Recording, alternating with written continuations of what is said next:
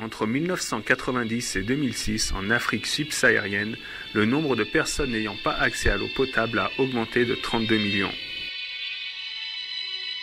En Afrique, ce sont les femmes et les enfants qui, souvent obligés de parcourir de longues distances, sont chargés de collecter l'eau.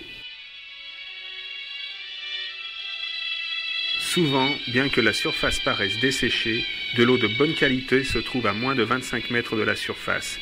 Cette eau peut être captée par les techniques de forage manuel.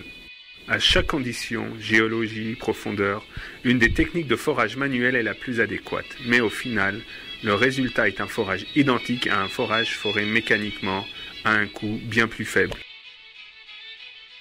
Au lieu d'investissements massifs dans des équipements, des investissements en formation auprès des petites entreprises de forage manuel seront nécessaires afin qu'elles répondent à la demande en forage à faible coût.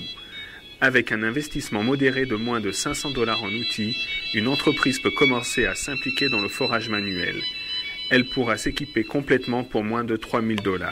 Les outils étant fabriqués localement, l'investissement en outils et équipements pour le forage manuel est beaucoup moins important que pour les forages motorisés.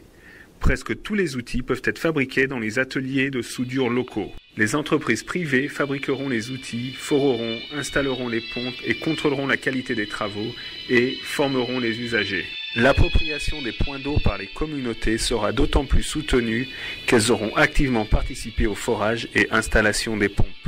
Le forage manuel, en s'ajoutant à la panoplie des techniques favorisant l'accès à l'eau potable des populations rurales, pourrait être l'aube d'une ère nouvelle où la majorité des personnes vivant en zone rurale auraient accès à une eau de qualité.